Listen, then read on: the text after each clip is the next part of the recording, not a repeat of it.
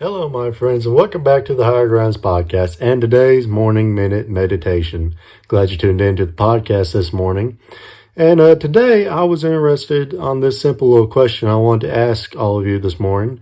And that question is, what are your thoughts on God today? And you say, well, preacher, what do you mean? What are your thoughts on God? I mean, what are you talking about? Well, I'm not smart enough to put it to you in good terms, so for the sake of you understanding, I'll put it in a great man of God's terms who passed away some years ago. He said, "It is my firm belief that no group of religious people, no church, and no individual Christian for that matter, will ever be greater than their opinions of God."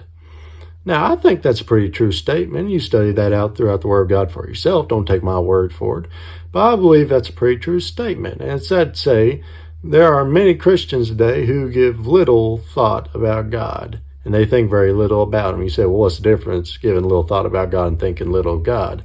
Well, giving little thought simply means they don't think much about God at all. Now, they think about everything else. They think about their worries, their troubles, all these things they have to do from day to day. But thinking about God, it just doesn't fit in that much anymore. And thinking little of God is, they think, well, God, He's this person, he's up there in the sky, sitting on a throne, I guess. I mean, he's up there. He's their father.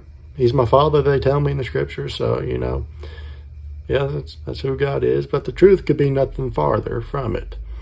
When I think about a man or a person who had their thoughts about God change very drastically, John pops into my mind, John the Beloved. While Jesus was on this earth, John was probably the closest man to Jesus. And John was the disciple whom Jesus loved. And he put his head on the bosom of Jesus. I mean, him and Jesus were close. They were close. And John, while Jesus was on earth, always thought of Jesus in the earthly sense. But in the book of Revelation, when John was on the island of Patmos, it was to his great surprise when he turned around and before him was standing Jesus again. And what do you think John did? You think he ran up there, gave him a fist bump, and said, "Man, it's good to see you again. I've been waiting to see you."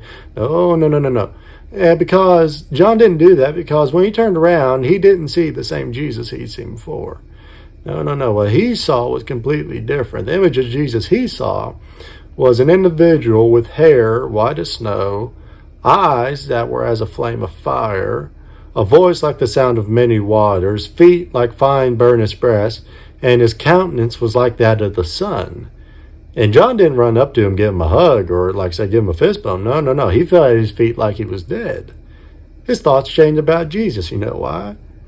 Because he realized who Jesus truly was. He realized who God was. He realized he's not some just omnipotent grandfather sitting in the sky. No. He's the creator of heaven and earth. He is my Redeemer. He's the one who came and died for me. My simple question to you this morning is, what are your thoughts on Jesus? Have a blessed day, my friends.